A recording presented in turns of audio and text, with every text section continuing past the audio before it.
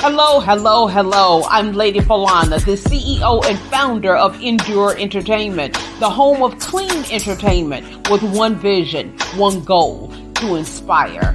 God has really blessed Endure Entertainment. We've been open for 1 year and God has blessed us with being featured on CBS, NBC, and Fox December 2021. Nominated for the 2022 Gospel Choice Music Awards for Independent Broadcast of the Year. Glory be to God.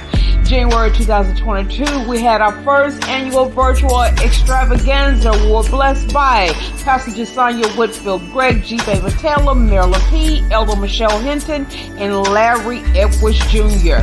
Introducing the Endure Entertainment Television Network television personalities were May Rodriguez, Michelle Jackson, Evangelist Corey Thomas, Pastor Michelle Hinton, Prophetess T. Freeman, and yours truly, Lady Falana.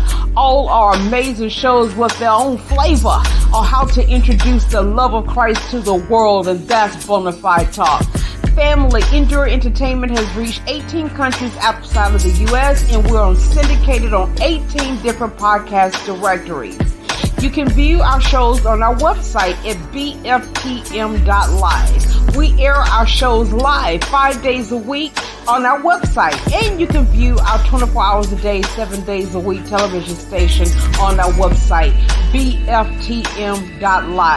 Keep us in your prayer, guys. We are certainly praying for each of you. We are Endure Entertainment, the home of clean entertainment with one vision, one goal, to inspire.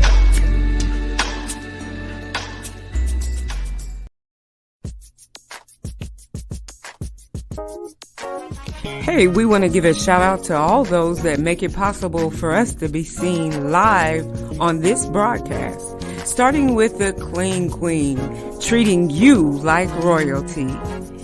We have Digital's custom computer builds, meeting all your electronic needs. Underground t-shirts, being creative as you see fit.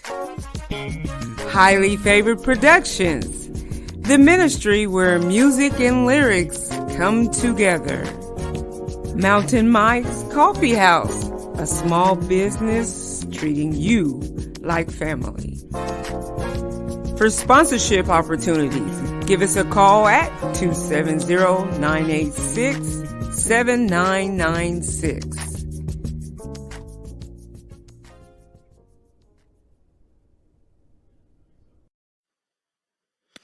Hey, good morning, good evening, good afternoon, wherever you are on God's green earth. I want to thank you for tuning in to I've Got Favor, where it's your time to shine with me, your award-winning host and podcaster, Prophetess T. Freeman. Hey, today is really good. We want to get into this good tea, right? So we're going to talk about what's going on with our children right now. We see there's a lot of things that are breaking out that can cause your children to be really stressed about, their future. We've had some incidents where, once again, there's been shooting in the schoolhouse. We've had another incident where there's been shootings in the grocery store, at another church. I mean, it's just a lot of chaos. And then you hear, we still know that the war that is going on with Ukraine and Russia. And then you have the war that is happening within some of the households. You have dysfunctional family units, or you have the single parent family that's going on, or maybe perhaps your child is in a situation where they're being bullied, either at school or maybe on the internet. So we want to talk about, childhood depression. And in that aspect, I also want to talk about the effects of the trauma of childhood depression, as well as could there possibly be things that you did not deal with in your childhood that were trauma that are now affecting your children's childhood. So let's get into that good tea this evening. So, of course, it's the first Friday of the month. So, we're going to have one of our permanent therapists on with us, Miss Carol Lothery. So, I want to bring her on up so we can get into this good conversation. Guys, do me Hello. a favor. Hey, Miss Carol. How are I'm you glad today? to see you. I'm good. I'm good. I'm good. Before we get started in this conversation, guys, post your comments, any questions that you have, any concerns that you might have as far as signs of maybe your child is showing signs of depression, or maybe you're going through a battle with your child. That's what Miss Carol's here for. She's here to answer those questions from a practicum stance for you, to tell you some things that you could utilize or for your benefit in your household. And then, you got me here on the spiritual aspect. But hit that button at the bottom of y'all screen and share, and invite some people in so we can have a good conversation. So, Miss Carol, I wanted to talk about um, the incidents with the shooting at the school. These were actually, I think the children were for what, 12 and younger. Mm-hmm. Mm-hmm. So, how do you have that conversation with your child and not traumatize them even worse? If your children hear about something like that, where now maybe they're afraid to leave the home and go to school themselves. How do you have this type of conversation with your children? Well, the first thing we want to do is always make sure that our children know that they're safe, and that safety could mean anything by by showing them how much that they're loved by their parents. Uh, you know, in the first instances of those going back to those schools and things, it's always good to to take your child physically. You go with the child back to the school, and reintroduce them back into that um, my mind just went blank. But reintroduce Environment. them back into the environment again. That's the word I was wanting to use, the environment. But we always got to make sure that our kids know that they're safe, and that safety comes from reassuring them that nothing's going to happen, even though this bad thing has happened. It's that's not the norm for them. We've always got to make sure that our children know that this is not the norm. This is the atypical. It is not something that's going to happen all the time.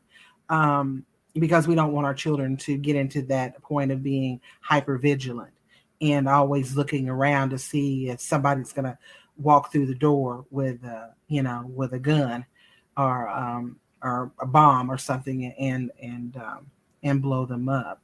So it's really talking to that child, asking that child what they're feeling, because most often we don't ask the child, what are you thinking? Because sometimes that child may just have one question, and that one question can relieve him of all the anxiety or the stress that he's having at that moment. I was going to ask that question. I think you kind of covered it, because I was going to say, do you prepare your children for the possibility of something like that, or is that a bad thing? You know, I don't know. It goes. When we talk about stress, stress is something that happens to all of us. Is an everyday occurrence. So I may respond to a stressor differently than you would respond to it. So it's kind of indicative as to how that person responds, and even children respond differently to different types of stressors. So it's dependent on that child whether you go over that with him or not. If you have a highly anxious child, you may not want to do that, because he may be looking around the corner every time you turn around, which is causing him undue stress. Um, but if you have a child who is pretty laid back, then you might can discuss those types of things with him. Uh, Definitely, we want to always talk to our kids about stranger danger, making sure you don't go with anybody, or don't talk to strangers, or don't get into any cars, different things like that. But as far as, the school shootings and stuff like that, um, that's something that's, has to be gauged by the parent. Do I really want to put my child through that? Yeah. And I So, always seek, you can always seek advice from your pastors, or if you've got a mental health person, discuss that with a mental health person as to how you would go about, talking about those different challenges, because that mental health therapist, psychologist, or psychiatrist may know what that child's personality is like and whether or not he can tolerate that. I was thinking to myself, could there have possibility of even been signs for um the parents or even the teachers to notice not the latest incidents, but there's the incident before that. I think it was a teenager. I think he's 15 or whatever.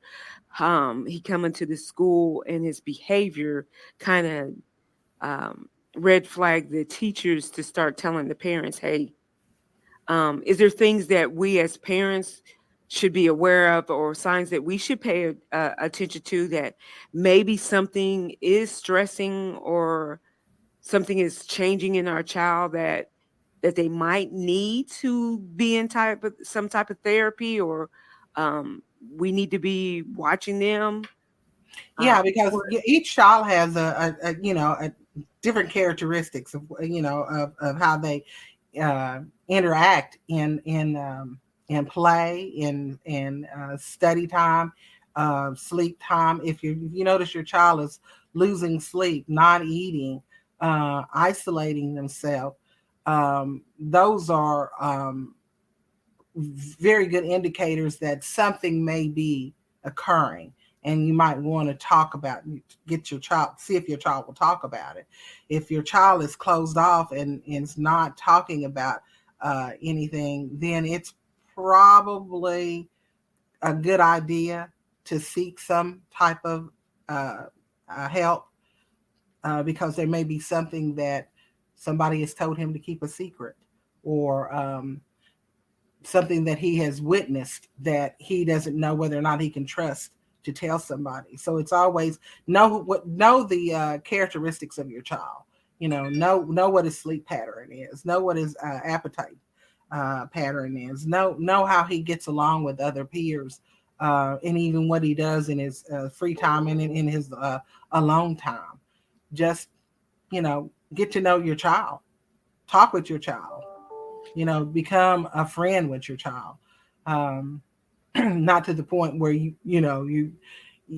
forget about being the parent, but always make sure that your child knows that he can always come to you unconditionally about anything. and I would say, if you notice your child's behavior towards other siblings, Mhm. could that be a sign too? Like you notice now they're fighting more. Uh, that could be a sign, but then again, it could be typical sibling behaviors, because siblings fight with each other. I know parents kind of get upset when little Johnny is fighting with little Joey, but it's sometimes that's just a normal pattern. They're gonna have their interactions. However, if those interactions are becoming violent, or to the point of being bullying, um, and making that child feel very insignificant, or have very low self-image, then that's something that you need to really look at and attend to, and not ignore it. It's always good to say, hey, let's sit down, let's talk about this. What's going on between you and Joey, and uh, what's making you treat Joey this way. um, and just talking out there. I always avoid the why questions, because the why questions usually assign blame, and your child will shut down immediately. They will not talk once you do that. Why did you do that? Well, that you're attacking me then. So always use a what, how, you know,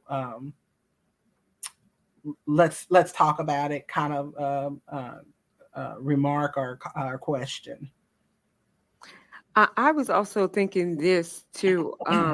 Some, I noticed with myself, just using myself in incident, for instance, um, whatever you went through in your childhood, you always try to improve on when you raise your own kids. At least that was my idea.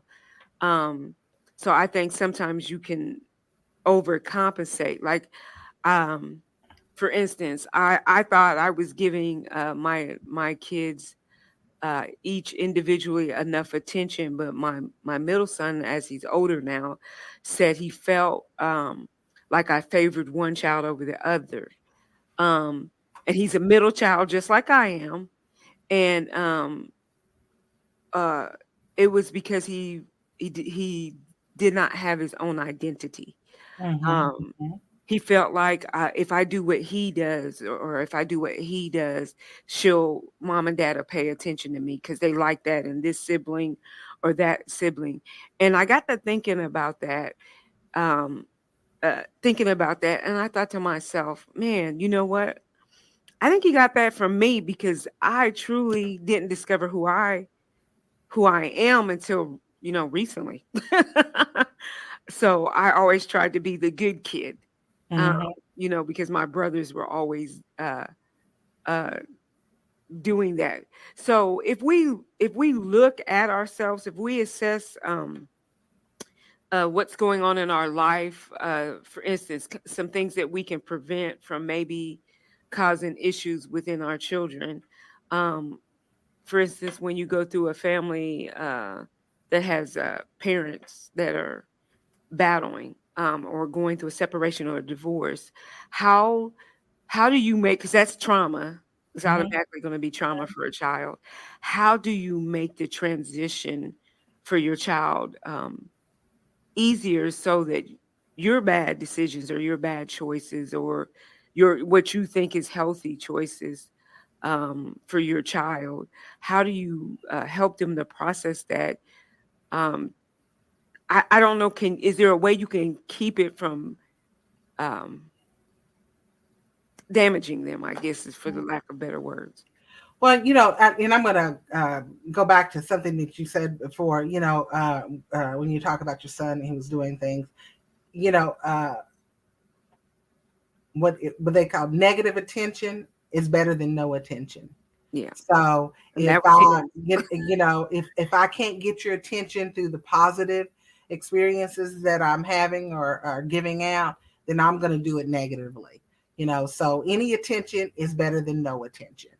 And then answering your question about, those types of circumstances of maybe a divorce or just some type of upheaval that's going on in the home, it is always good for the parents to sit down with their kids. In my sessions, I always tell our families, um, you may be having your issues, but the issue is not with the kid, and you have to make sure that that child knows that the issue is not with him. So sometimes you're going to have to set aside your differences between each other and focus on that child. And focusing on that child would be could be something as easy as having a round table discussion of sitting down and saying, hey, this is what mom and dad are going through right now, but it doesn't have anything to do with you. We still love you. You can still come to us. We are still your parents. um, but we want to make sure that that this does not have anything to do with you. And you have to make sure, you have to show that. We can speak all the words we want to, but if you just talking the talk and not doing the walk, the child is not going to believe you. So if I'm telling you that you're not the problem, but I'm ignoring you, then I'm not going to believe you that I'm not the problem because you're ignoring me. So taking the time out to be with that child, loving on that child, um, and I tell each parent too, is to make time for that child. Don't try to group your activities all together. If you got 3 or 4 kids, try to put everybody doing the same thing. Sometimes it's not going to work. Sometimes you need to make time for little Mary whether it's 15 to 30 minutes, and then make time for Joey, whether it's 15 and 30 minutes, but it's individual time so that I know that you love me and that you care about what's going on with me at this moment and at this time. And it's not about picking out whether, oh, she's paying more attention to Henry than she is to me. No, if I'm getting equal time and I'm getting equal space, then I'm going to be more receptive. I'm going to be more positive about what's going on, and not think that it's on me, it's all my problem. I think that was one of my faults is I didn't separate them. I always did everything with them together, so I didn't catch that he felt negated. You have a question. What kind of education or signs can a teacher at school look for if a child is dealing with something? And like we went back, that varies with that child's characteristics, but most times, if you see a child who's isolating himself, or if you see a child who is bullying, most people don't understand that when a child bullies, is not because it's not always the thought that he wants to be in power of somebody or in control of somebody. It's sometimes that he feels lonely. He just doesn't know how to demonstrate that loneliness, so he's going to bully. Now, there are other times where I want to dominate you because I can't dominate my mother or my father at home, or I can't dominate the situation that is at school. Looking for those type of things. Those children that are very hyper vigilant, looking for, every time an incident we call it the startle response. That you drop a book and the kid all of a sudden jumps because something has happened. You look for that startle responses. Anxiety, the confusion that is going on within that child. If there's confusion, look at that. But the biggest ones is making sure that looking at whether that child is isolating himself, whether there's bullying going on, whether there's problems going on in the home. If make sure that there's no physical or outward things that are going on, like a child coming in with a black eye, or bruises on it, unexplained bruises that may occur on his body, because that may indicate that there's physical abuse going on in the home. Let's see. Those are some of the things then there are the other ones, the feeling, the numbness or the grief and loss that are there. Unless if you know that child has had a significant loss, and a significant loss doesn't always mean that a person has died. It could be my house burning down, or it could be my mom getting put out of her home. It could be us not having transportation. Just those different types of things. Always know your child, even if you're in the school. Know what your child, know what the characteristic is of a child when they come through the door. Being very aware of that child. So, if the child is always outgoing and very very gregarious, and then all of a sudden he's pulling back into a corner and he's not speaking to anyone. He's isolating himself. That's an indicator something's wrong. so I know one of the things that I don't know. I know my mom did the best she could. My dad just was not there. He was in a bottle. But I had started really suffering from depression about 14. Um, and I spent a lot of time by myself. Nobody paid attention to that. So if you notice you have a child that's withdrawn, because like I said, I don't know if they thought that that's something that I just wanted to do because I was the only girl in the family or what, but nobody ever came and checked on me or had a conversation. Do you think that's uh, if you do have a child like that, should you just in case have conversations with them, or do you leave them to be that way, or what?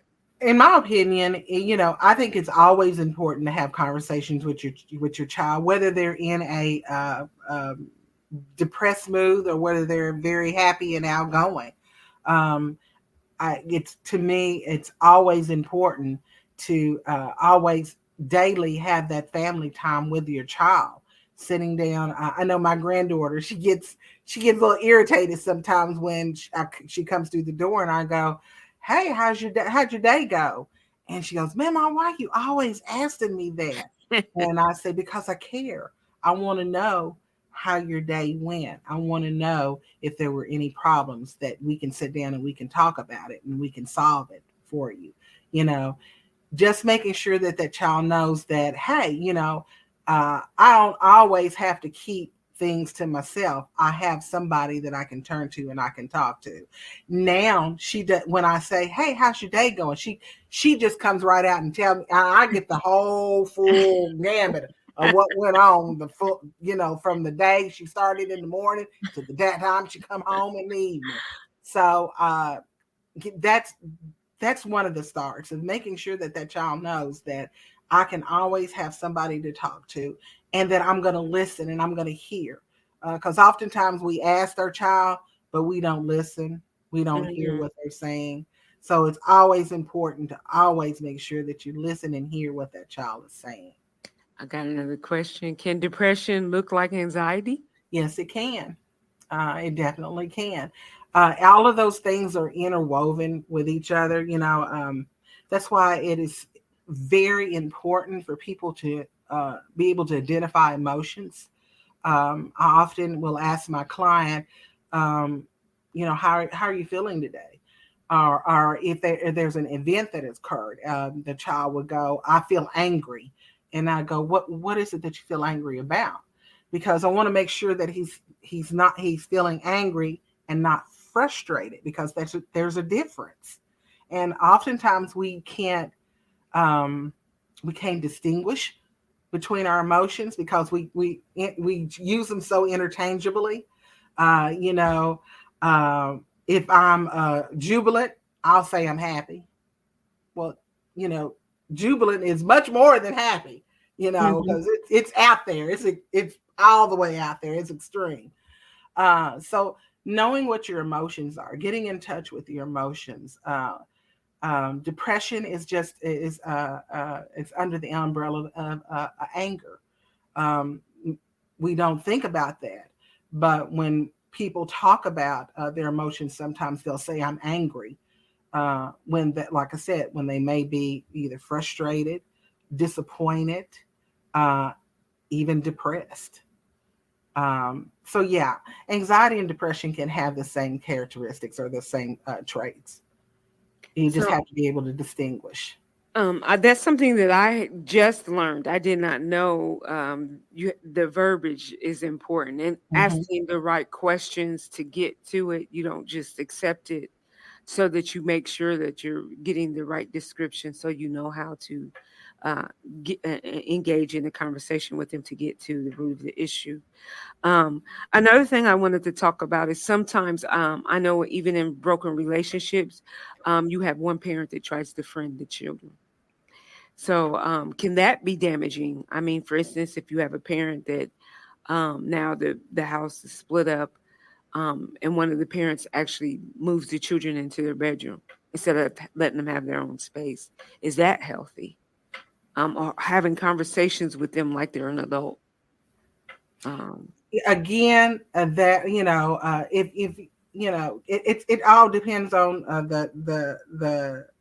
the maturation of the child, in the the what that child can take at that time.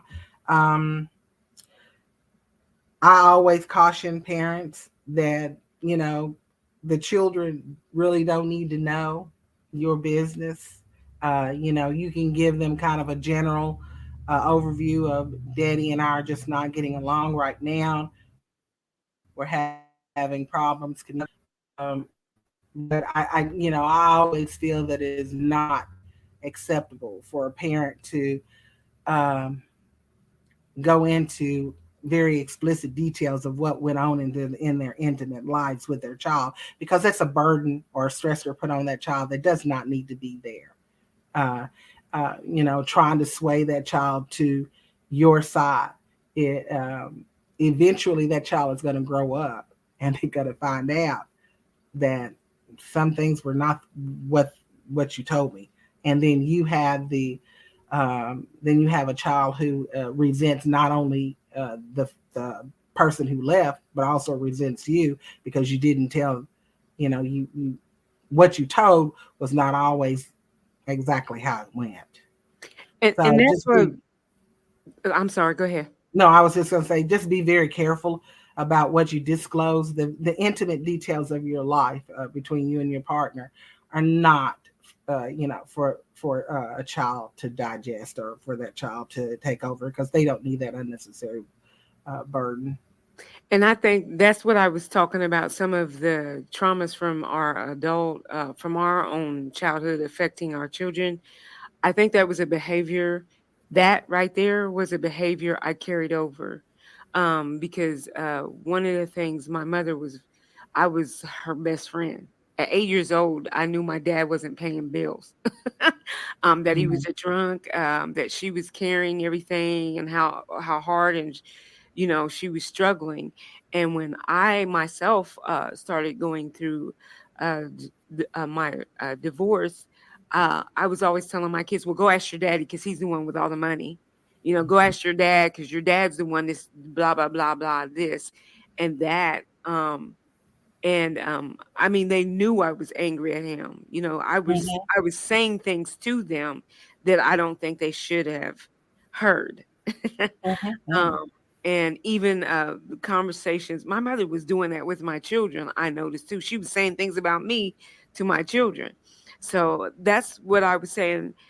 If you see signs of this, that you're doing things like that, how do you recover that? How do you But and it's most people do not take advantage of the opportunity of going to get mental health um, assistance. It is not shameful to try to find a therapist or a psychologist who can help you through your issues. Um, my recommendation would always be, when you're finding yourself into a situation where you're having difficulty problem solving or coping, then it's probably your best bet to start trying to get a professional to assist you and help you with that. Because they then will sit down and help you to write out a plan to work with issues that may come up in your life, like resolving old feelings that you may have about your spouse or significant other. I know when I got a divorce from my ex-husband, I made it, and it was difficult. I'm not going to sit here and say that, oh, it was so easy for me, because it was not. It was not. Very, very difficult for me to not talk to my two children about what was going on in our lives. Um, they knew that we did not have, we could not communicate with each other, and they knew that we had irreconcilable issues, but they didn't really know what those issues were, because I did not feel that it was necessary for them to know. What I did feel necessary for them to know is that mommy and daddy could not live together anymore, and that had nothing to do with them. It had everything to do with mom and dad. And I did not say anything bad about dad. Now, believe you me, it took God. That wasn't me. That was God that kept me from bad mouthing, because if it was all left to me, I'd have said any and everything I could about him. But prayer and knowing the word of God kept me, humbled enough where I did not feel like I had to spill all of that out on my child or on my children, so that they could in turn love me and hate him. That was not my goal. I'll let them make their own decisions, and they have, made their own decisions of what, what parent, they want to be around. I encourage them. I always talk to their father, but because of my faith, I was able to do that. But for those that don't have that faith, you may want to get a counselor or a therapist that can help you to work through that, you know, and make plans to strategies to when it gets too tough for you or too rough for you, how to to get rid of those negative thoughts that I may be having or those negative feelings that I may be having, and not spill it out on my child, because that's not where we want to go. That's not what we want to do. You got another question. Um, can it be traumatizing if a parent is trying to live vicariously through their child? For that child, yes, it is. Yes, it is, because they've always got to meet your expectation. Um, and if they don't meet your expectation, then they feel like they're the failure. Um, and also, if they're not meeting your expectation, then you oftentimes, if you are living vicariously through your child, you're going to make sure that child knows that they're not meeting your expectation. You're going to make sure that that child knows that he's not doing what he needs to do in order to please you or make your life better, because I'm just trying to tell you so that your life can be better. So, And that's Miss something we tell ourselves, when in fact it's not. It's I'm saying this to you so that I can make myself feel better. So is it okay to set boundaries? Because, like I said, I know when we think that we've had the most atrocious childhood, we try to compensate to make our child's, life a whole lot better. So, for instance, um, I my family, we were poverty mindset. Mhm. We were low income family. Like I said, I come up with a lot of dysfunction. So overcompensating for the things that we didn't give, buying your kids a lot of stuff, and parents that do that. They put Mhm. their kids are in the latest name brand stuff, but mom and dad don't have a car, you Mhm. know. Um, is that is that healthy for the child if you give them everything that they want and have no established boundaries? You don't put any boundaries on them. You don't put no restrictions on them. You let them be little adults or grown-ups. They can lock the door and tell you to get out the room. Don't come in my room. Is that okay? It is not okay, and it's just like setting. I'll put it in terminology of where it's easy to understand. It's like putting a big old feast out there, and then just telling that child you can eat all you want, and then when that child eats all that he wants and comes up with a stomach ache, you're looking at that child as, why didn't you stop when you was full? You told me to eat everything I wanted. You said, you didn't say, just eat this or this. You didn't put any boundaries out there for me. So boundaries are always important. If you don't set boundaries, the children or the adult, whomever it is going to push limits, and then it's always going to be back on you. Well, you didn't tell me that this was how you were feeling, or you didn't tell me that I shouldn't do this or that. Um, so I always set boundaries. So Uh, how do you do that and not um oh, I know I'm trying to ask you how to parent. um have a balance where your child doesn't feel like they're being smothered. Because I know there's some kids that I know a friend, for instance, that has a child who she sits and tries to have conversation with this child, but the child doesn't even interact with her. But when the child goes away, she belittles the parent to their friends, their siblings, or what have you. How do you balance that relationship? Because now it seems like she's always disciplining the child and never and the way and she still gives her things, you know what I mean? Just over to me does she I punish you, but I take the punishment away quickly. And Um, there's a difference between appropriate consequencing or appropriate discipline mhm, as to punishment. Because mhm. punishment is exactly what it says. Punishment means I'm going to I'm going to teach you something, whether you like it or not. Appropriate parenting or appropriate discipline helps that child to see, see the boundaries, also see what's right and what's wrong. Um, Punishment is always punitive. It never.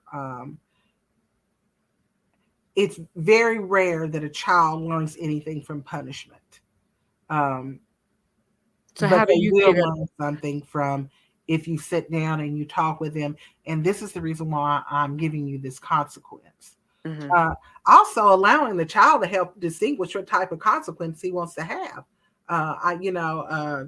Giving choices to a child. Uh, Oftentimes when I used to work in a juvenile correction facility, it was hard to um, get the clients to see that some of the behaviors that they were exhibiting were inappropriate. So you kind of give them choices. If you do this, this, and this is what's going to happen. However, if you do this, this, and this is what's going to happen. And you let them choose. Now, what choice do you want here? What is it what's the outcome? What do you want to see happen here? And more often than not, the child is going to choose the more appropriate one.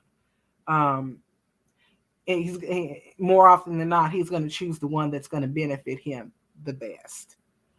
That So it's that sounds so biblical. That's kind of how God deals with us. Like he gives us, look, I'm telling you, this is what has happened, and this was the consequences of that behavior. So don't do this so you don't end up with this behavior. But if you do this, this is the consequences. But we don't see it that way. yeah, and the person who wrote that, it gives them, it empowers them. That's correct. It does. It gives them a sense of, I've got a choice here. You're allowing me to um, live my life, and I'm not always being told what I need to do. I'm being given a choice as to what I need to do. Now, understand, if you make the negative choice, there's going to be negative consequences. So if you choose to, if your bedtime is at 11 o'clock and you choose to stay up to 2 o'clock in the morning, when 6 o'clock comes in the morning for you to get up, um, to go to school, you're going to be tired. That's your consequence, but you're still going to go to school. That makes sense. So in dealing with maybe you have a child that's acting out, like I said, because of depression. And it seems like do you suggest if you can't get through having conversations with them that you do some type of therapy Oh, um, yes. with your child? Depression, I feel like, and there may be some others that don't agree with me, but I always feel like, as a therapist, that if your child is depressed, and if he's clinically depressed, he really needs to be under some mental health guidance. He needs to have either a psychologist or a therapist, and then maybe even psychiatric assistance to maybe even medication management. How Um, can you tell that sign though? How do you know they're just not having a bad day yeah, or a there bad is a week? difference between being sad, because sad doesn't last always. I can be sad today and then happy tomorrow. When you are clinically depressed, it means you in a low place all the time. It doesn't matter if something happy comes in your life. Uh, you may respond with a, and then, but you're back where you were again. You never get up out of that low place. You're always so low that you can't see a way out. You're in that hole, and you can't climb out of it. That's a good explanation. Another Hmm. question? If a child dealt with untreated depression or trauma, what does it look like in adulthood? Um, well, I mean, it's you may not be you may not be It looks like me. as an adult, you may not be doing video games all the time, or uh wearing black clothes all the time. But sometimes the characteristics or the traits are very, very similar. Again, isolating yourself, very low in adults. It's very low self-esteem and self-image. Um, Anxiety that's there. I'm trying to think of some others. Um, the I know irritability some and adults that difficulty do get into that gaming. Like yeah, they the take it difficulty in concentrating. yeah. Those are different things that go on in an adult. What depression or trauma looks like in an adult. These are the things that you're going through Changing jobs as adults. frequently. Oh yeah, very inconsistent behavior. Shopping, shopping to the point where you're putting yourself in debt. Um, I'm trying to think of other things too. Um, Being promiscuous. absolutely, absolutely. Mhm. Um, looking for love in all the wrong places, as the Mhm. song says. Yeah, being very promiscuous, or just the shame, um, shame and confusion that is there. Neglect. You may even neglect yourself. Amen. Yeah. He says this hits home really very empowering. I think it is something that. Thank you for saying that. We appreciate you. Yeah, we Um, do. um, that is truth because a lot of Miss Carol, I noticed that a lot of the stuff that I did not deal with face um, in my childhood as an adult, I kind of carried over into uh, my relationship, which inadvertently, without me realizing it, it did affect my children. Mhm.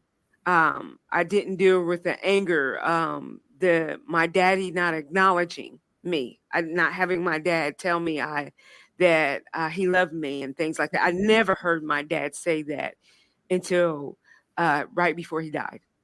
So, like you said, I knew I had my highs where I would have really good hours. I was happy, I was excited, and then I would have my anxiety or frustration moments where I would go spend money. I would shop because the euphoria from the shopping. And then Miss Mhm. Carol, I was one of them girls that left tags on clothes and took them back. I knew how to write a check to cover a check to write a check before they started this electronic Mhm. stuff. Yeah. Overeating is another thing, Oh, drinking. or anorexia. It's Yeah. another. That's another condition. Hey, Compulsive eating or binging. Those are all forms of people not cutting being too, Miss able to Carol. deal with. I'm sorry. Cutting the cutting. The cutting behaviors, yeah, that all goes with self-esteem and acceptance, or the feelings of nobody loves me. Um, and again, that's something that should be really, really should be seen through either a psychologist or a therapist to help find coping and problem solving mechanisms to overcome.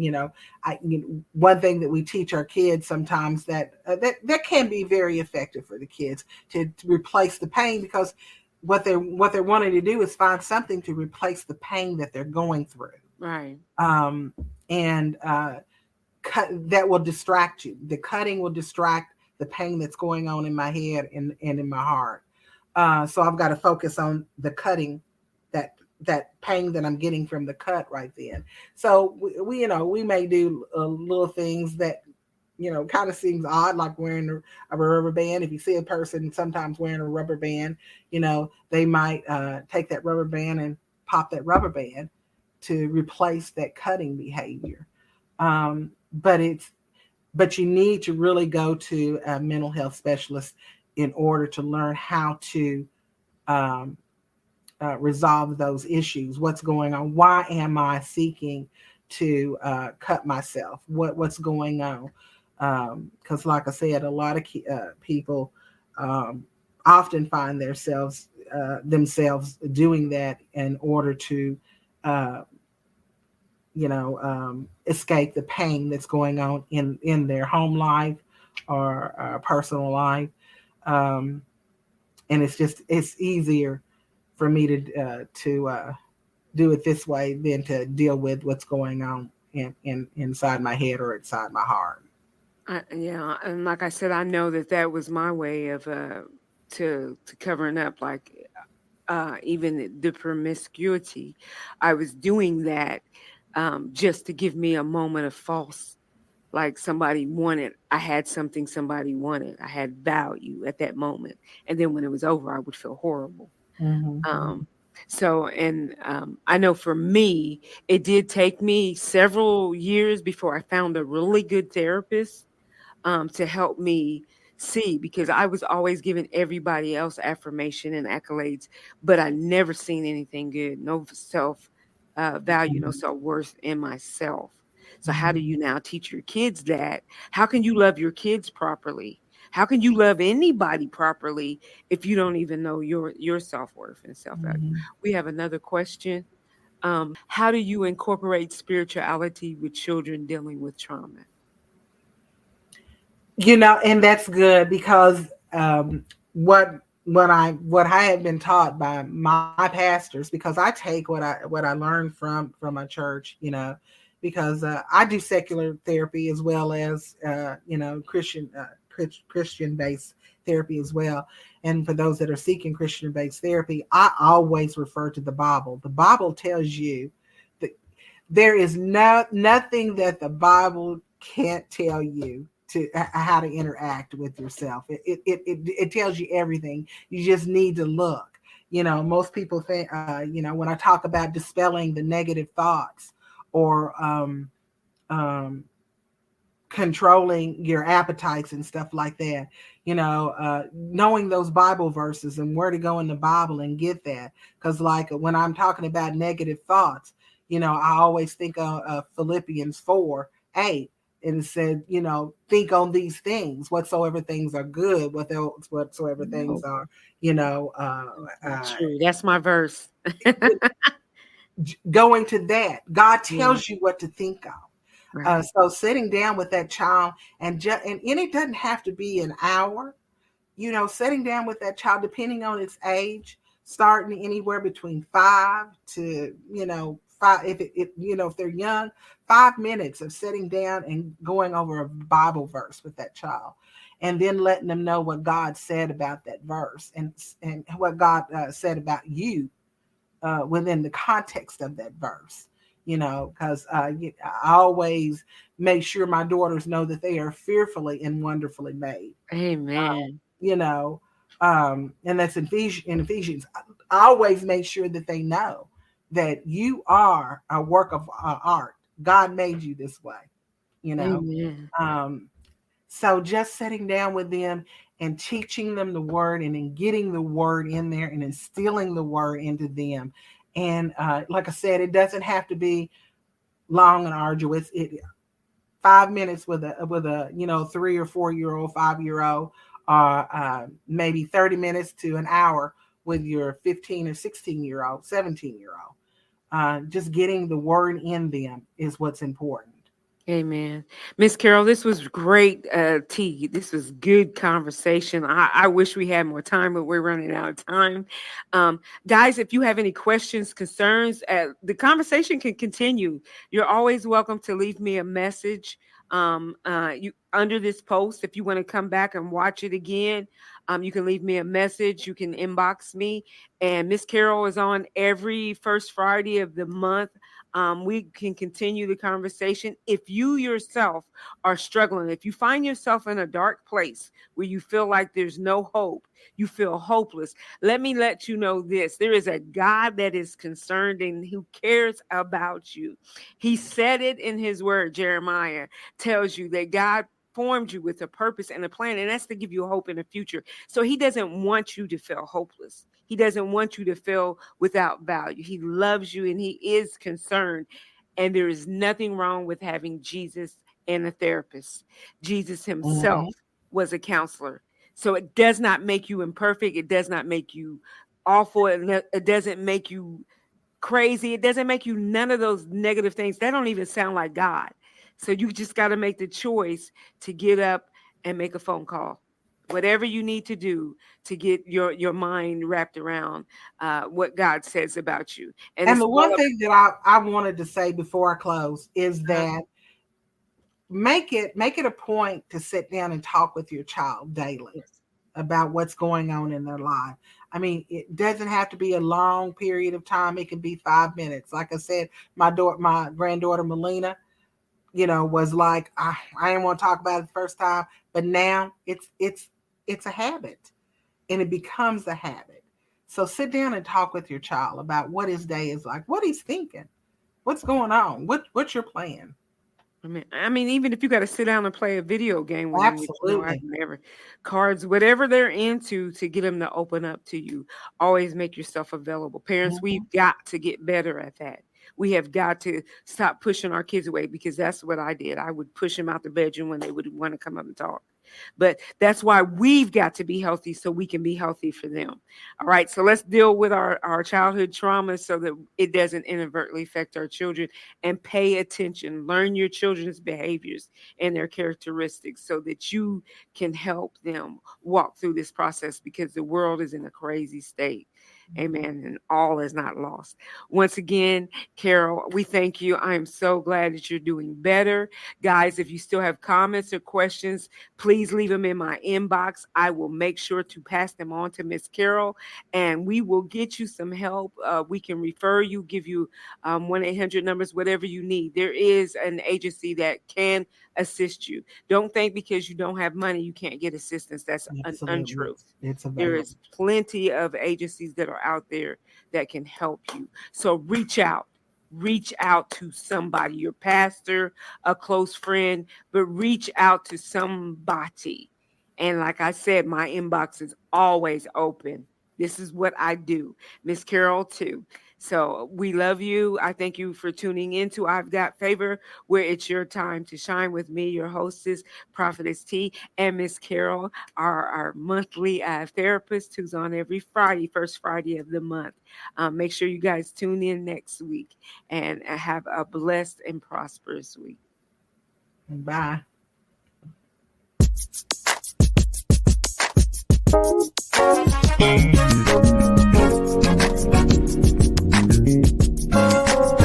We thank you for tuning in to I've Got Favor, where it's your time to shine with Prophetess T.